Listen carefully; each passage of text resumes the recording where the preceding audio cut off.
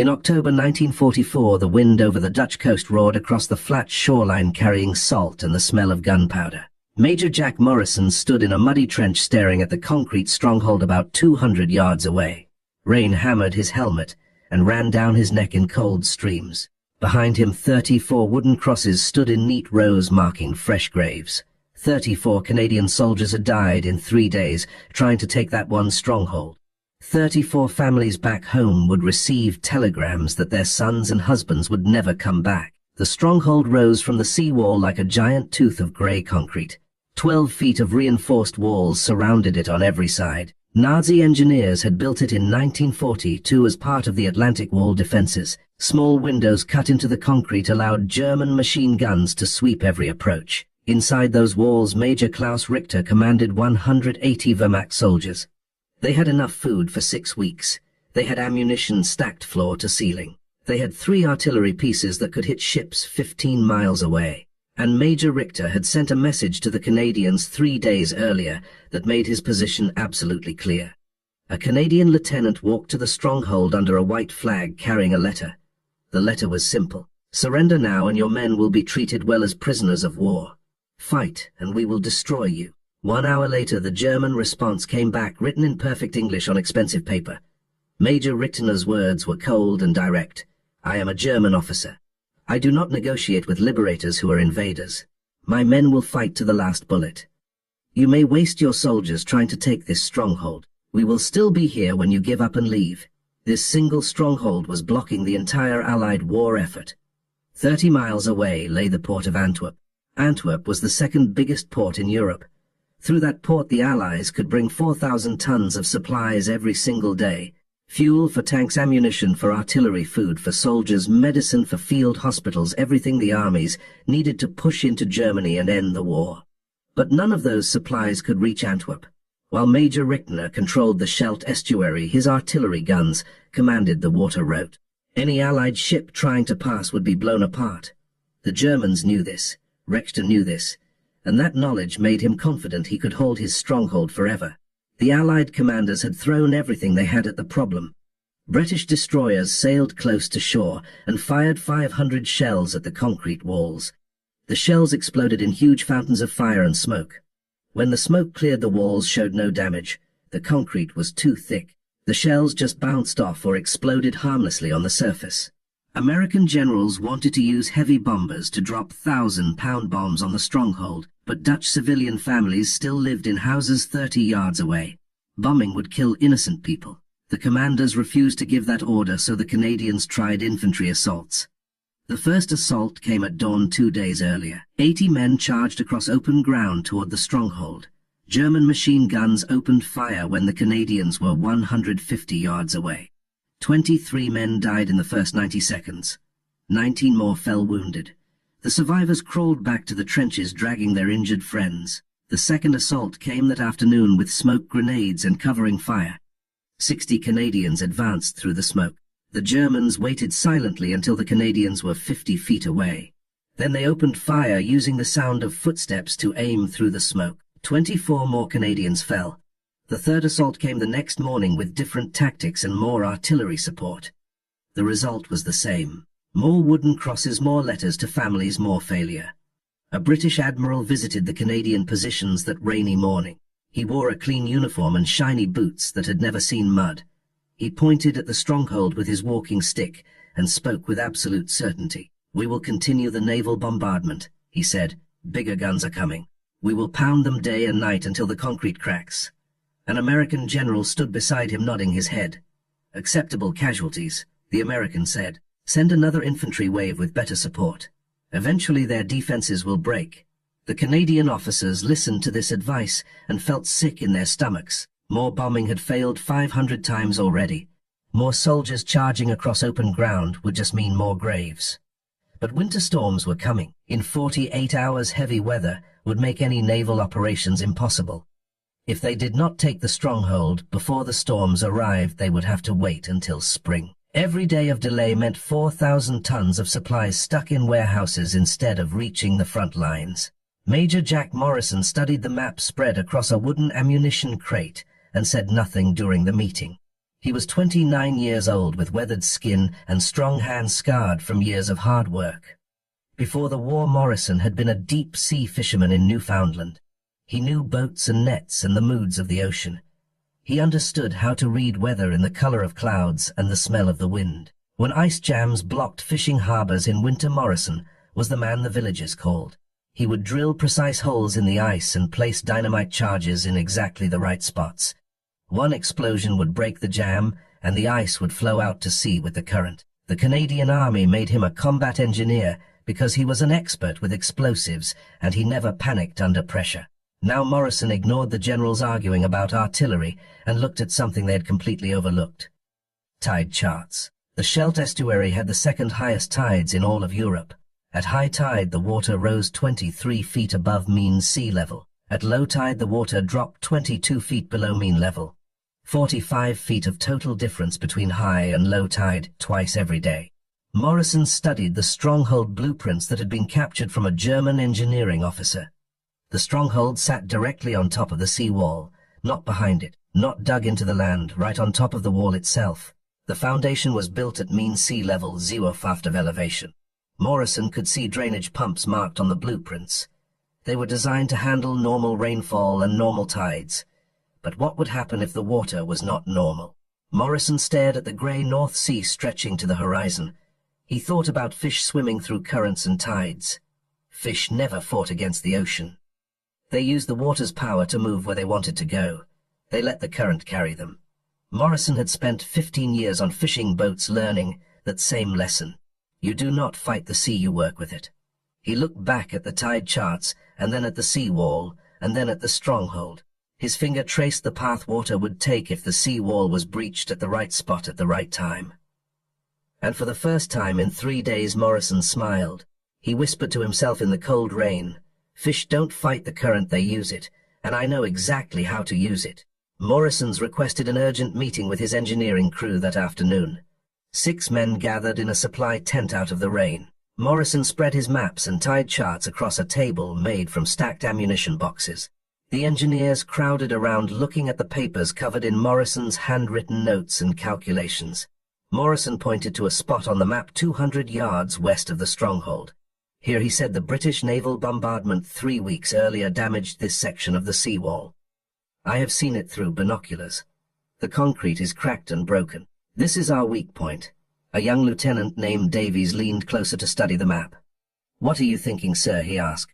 Morrison traced his finger from the damaged wall section to the stronghold. "If we breach the wall here at low tide, the North Sea will pour through the gap. The water will spread across this entire area. When high tide comes 6 hours later, millions of gallons will flood the stronghold basement and lower levels. Their ammunition will be underwater. Their supplies will be ruined. They will be standing in 6 feet of seawater with no way to pump it out fast enough."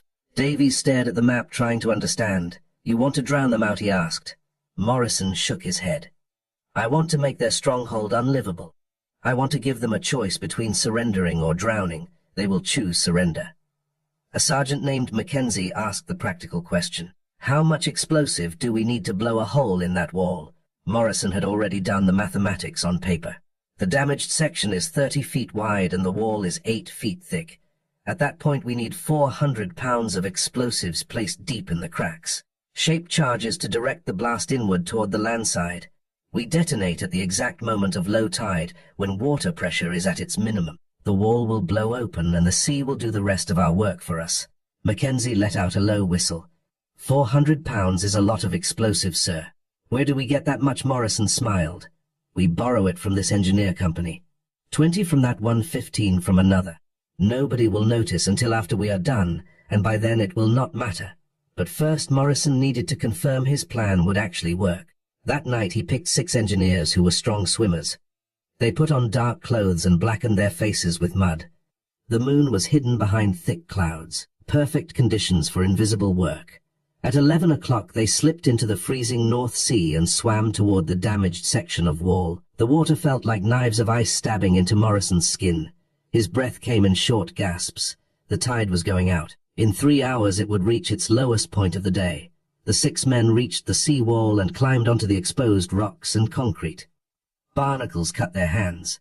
Seaweed made the surface slippery and treacherous. Morrison pulled a small flashlight from his waterproof pouch and shielded it with his hand. He examined the cracks in the concrete wall. The damage was even better than he had hoped. British shells had fractured the wall deep into its structure. He could push his entire fist into some of the gaps. These cracks would be perfect places to nestle explosive charges. Morrison pulled out a cloth tape measure and took careful measurements. The damaged section was 32 feet wide. The wall thickness at this point was 8 feet. The foundation extended 12 feet below the current water level. He wrote everything down on waterproof paper with a grease pencil. The other engineers explored the wall in both directions for 200 yards.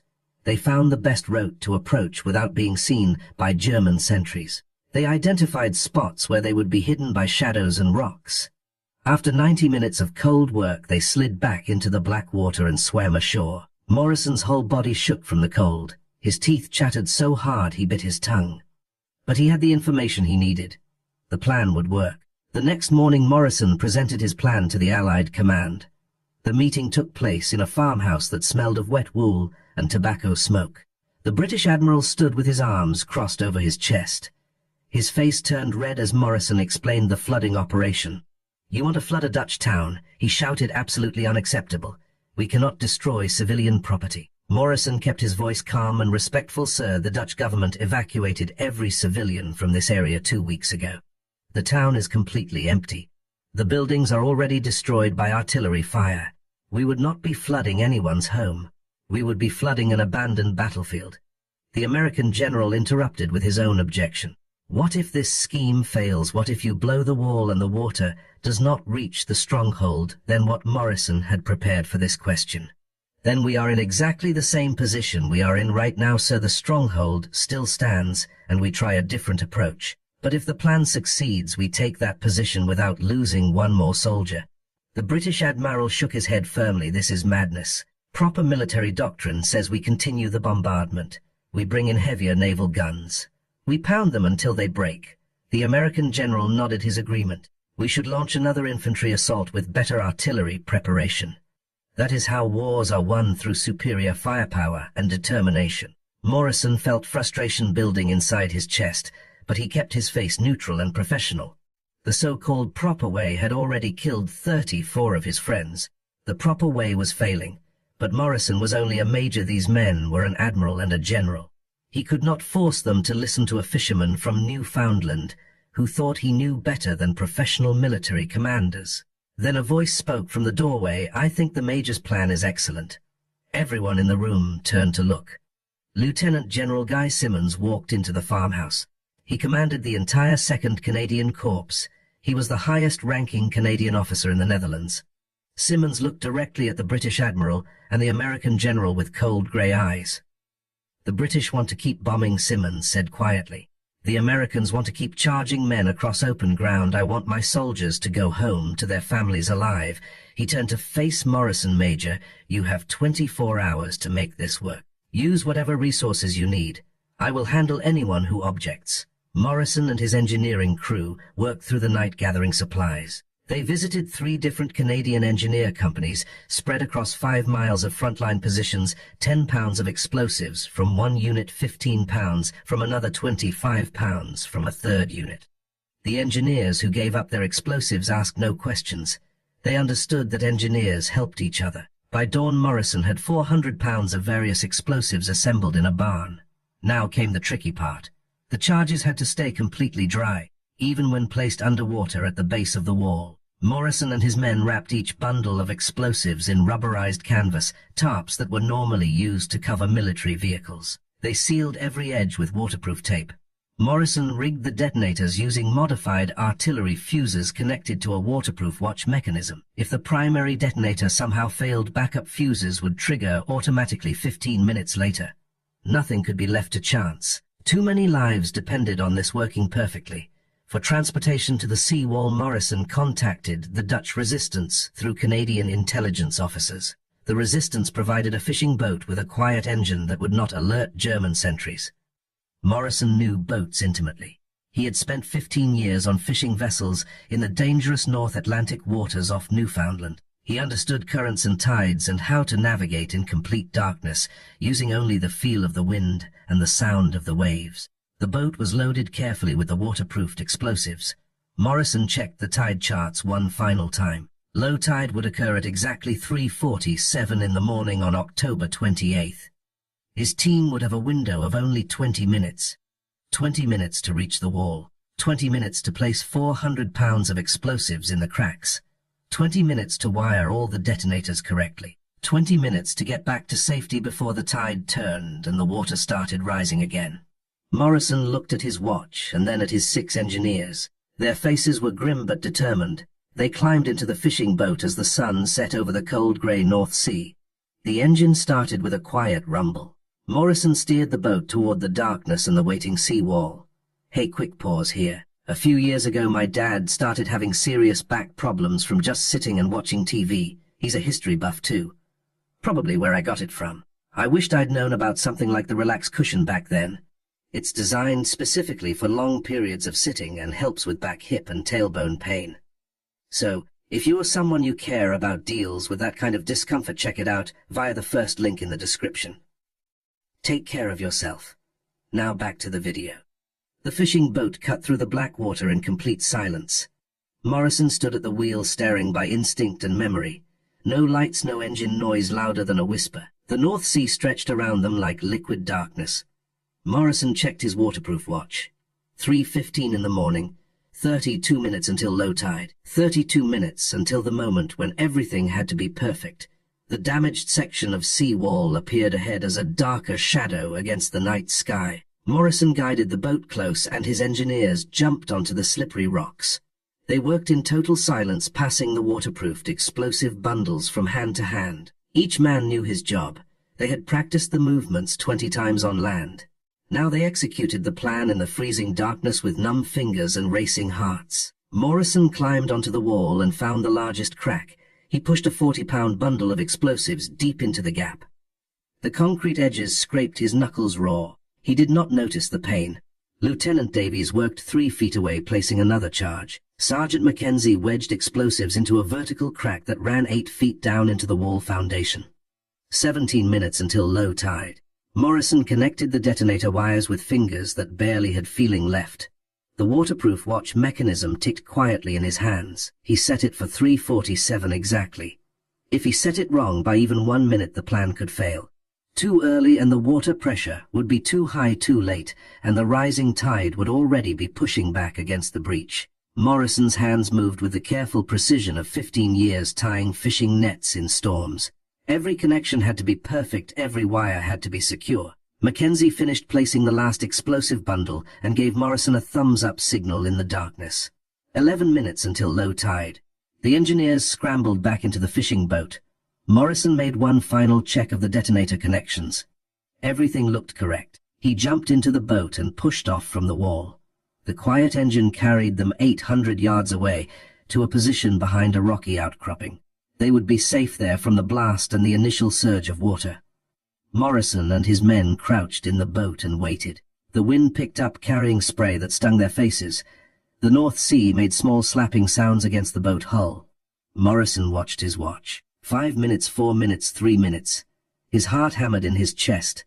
He whispered a prayer to himself. At exactly 3:47 in the morning on October 28, 1944, 400 pounds of explosives detonated inside the sea wall. The sound was not a sharp bang like artillery. It was a deep rumbling roar that came from inside the earth itself. Morrison felt the shock wave roll through the water and shake the boat. The sea wall erupted in a fountain of concrete chunks and white spray. Pieces of broken wall flew 50 feet into the air and splashed down across a 100-yard stretch of ocean. When the spray cleared, Morrison could see a gap 30 feet wide where solid concrete had stood moments before. For 1 second, nothing happened. Then the North Sea realized there was an opening and poured through with the force of an avalanche made of water. The sound was like Niagara Falls compressed into 30 feet of width. 50,000 gallons of seawater rushed through the breach every single minute. The flow created a current so strong that fish and debris spun in circles at the edges. Morrison watched the white wall of water surge across the flat ground toward the stronghold 200 yards away. The water spread and slowed as it crossed the distance, but it kept coming. The North Sea had found a new path, and nothing could stop it now. Morrison checked his watch again. High tide would come at 9:47, 6 hours from now. The stronghold had 6 hours before the real flooding began. Morrison and his men returned to Canadian lines and reported success to General Simmons. Then Morrison positioned himself in an observation post with powerful binoculars. He had to see if his plan actually worked or if he had just wasted 400 pounds of explosives on an elaborate failure. The hours passed slowly. Morrison watched the water creeping across the battlefield. At first it was just a thin sheet spreading over mud and rocks. Then it began to pool in low spots. By 8 in the morning the water was 1 foot deep across a 100-yard area around the stronghold. By 9 in the morning it was 2 feet deep and rising faster as the tide came in. Inside the fortress, Major Richter realized something was terribly wrong. Water was seeping up through floor drains in the basement. At first his men tried to pump it out using the fortress drainage system. The pumps were designed to handle 5,000 gallons per hour, but the water was coming in at 50,000 gallons per minute. The pumps could not keep up. They choked and sputtered and then stopped working entirely. Richter ordered his men to sandbag the interior doors to keep water from spreading through the fortress. But water pressure does not care about sandbags. The water pushed through gaps and cracks with unstoppable force. At 9:30 in the morning, seawater reached the main ammunition storage room in the fortress basement. 18 feet of water filled the room in 20 minutes. Artillery shells and rifle ammunition floated and then sank. Salt water poured into wooden crates and cardboard boxes. Every explosive and every bullet in storage was now useless. Even if the Germans could dry them out later, salt water had already ruined the gunpowder. The stronghold had just lost all its ammunition reserves. Richter tried to radio for help from German command. But the radio room was flooding. Equipment sparked and died. His final transmission cut off in the middle of a sentence. The Canadians have weaponized the sea itself. We are being drowned in our own stronghold. This is not warfare, this is the transmission ended. Morrison listened to the recording later and heard the panic in Richter's voice. At 9:47 high tide arrived. The water level jumped dramatically. Morrison watched through his binoculars as the stronghold disappeared behind a sheet of spray and waves. When visibility cleared, water surrounded the entire structure. It poured through the main entrance doors. It flooded through ventilation shafts. It rose up the outside walls like the stronghold was sinking into the ocean. Inside, German soldiers abandoned the lower levels and climbed stairs to upper floors. But the water kept rising, 6 feet deep in some corridors, 4 feet deep in the main command room. At 10:15 in the morning, Morrison saw movement on the fortress roof. German soldiers were climbing out through a rooftop hatch. They stood on the wet concrete looking down at the water covering their stronghold. More soldiers appeared, then more. Within 5 minutes, 80 German soldiers stood on the roof. At 10:30 a white flag appeared, a bed sheet tied to a broken radio antenna. The white fabric snapped and fluttered in the wind. Morrison felt relief flood through his entire body. It had worked, the plan had actually worked. At 10:45 the main stronghold door opened. German soldiers began wading out through chest-deep water. Their hands were raised above their heads. Their uniforms were soaked. Their faces showed shock and confusion. They had expected to fight bullets and bombs. Instead, they had been defeated by the ocean itself. 180 German soldiers surrendered in groups of 10 and 20. They waded through the water toward Canadian lines. Some of them were crying, some looked angry. Most just looked exhausted and beaten. Major Class Richter emerged last at 10 o'clock. He waded through the water still wearing his officer's cap. Water dripped from his uniform. He carried nothing except his dignity. A Canadian officer met him and accepted his formal surrender. Richter looked back at his stronghold, sitting in 6 feet of seawater. His voice was quiet when he spoke in English. You did not fight us with guns, you fought us with the sea. I have been a soldier for 20 years, and I have never seen anything like this. The Canadian officer nodded. War changes, sir. We adapt or we die. He handed over his pistol and became a prisoner of war. Morrison stood in the observation post and watched the last German surrender. Not one Canadian soldier had died in this operation. Not one. The comparison to conventional assault made his chest tight with emotion. Military analysts later estimated a frontal assault would have cost 200 to 300 Canadian casualties. The actual cost was 400 pounds of explosives and one breached sea wall. The Scheldt estuary was now open to Allied shipping. Within 72 hours, the first supply ships reached Antwerp. 4,000 tons of supplies every single day began flowing to Allied armies. The war would continue for 7 more months, but this moment marked a turning point. And it had been won not with superior firepower, but with superior thinking. Morrison had thought like a fisherman, not a soldier, and that made all the difference. The flooding of Major Richter's stronghold changed how the Allies fought for the rest of the war. Within 1 week, every Canadian engineer unit requested copies of Morrison's plans. They wanted to know the exact mathematics, how much explosive for different wall thicknesses, how to calculate tidal flows, how to time detonations for maximum effect. Morrison sat in a farmhouse for 3 days straight writing detailed reports. He drew diagrams showing the placement of charges in wall cracks. He explained how to read tide charts and calculate water volumes. He wrote instructions on waterproofing explosives and building reliable timers. Every page was copied and distributed to Allied engineering units across Europe. By December 1944, British commandos used a similar flooding technique against German bunkers on the French coast. They breached a river levee at low water and flooded 3 enemy positions simultaneously. The Germans surrendered without firing a shot. In January 1940, 5 Soviet engineers in Poland used controlled river flooding to force Germans out of fortified towns along the Vistula River. The tactic spread because it worked and because it saved lives on both sides. Military planners began teaching environmental warfare in engineering schools.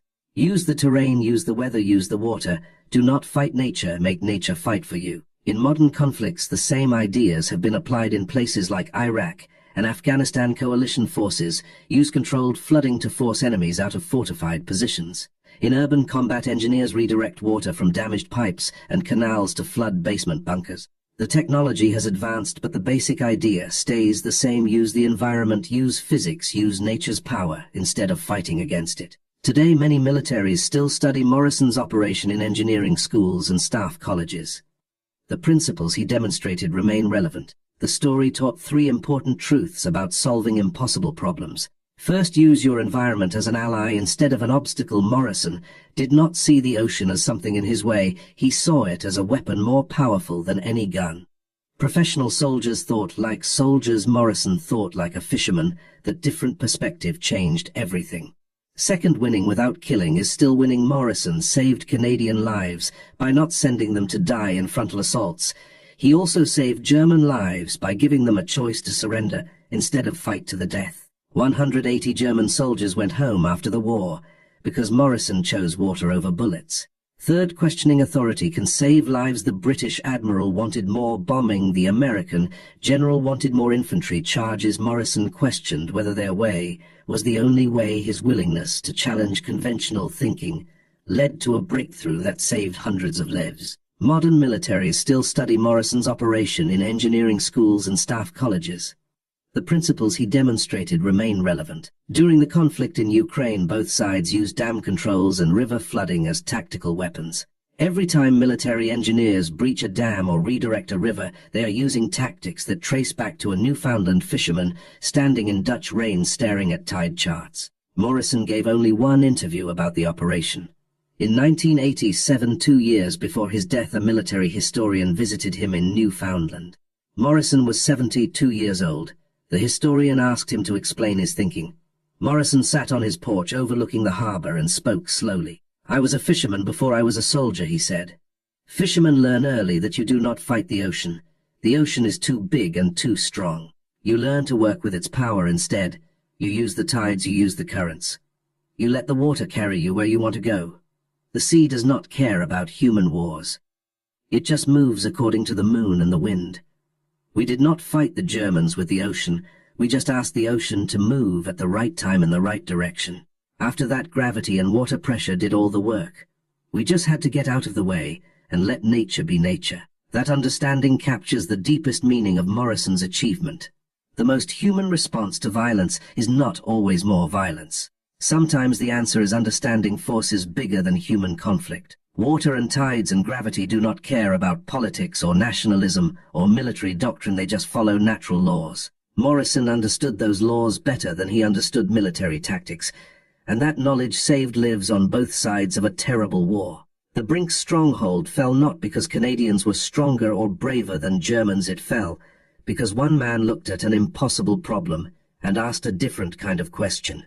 Not how do we break through concrete, but how do we make concrete irrelevant? The answer was always there in the tide charts in the North Sea. Morrison just had to see. The flood had opened the estuary, let ships bring 4,000 tons of supplies each day to the front lines. The war moved forward. The story of Morrison's clever use of water remains a lesson for future engineers. It shows that thinking differently can win wars without needless bloodshed.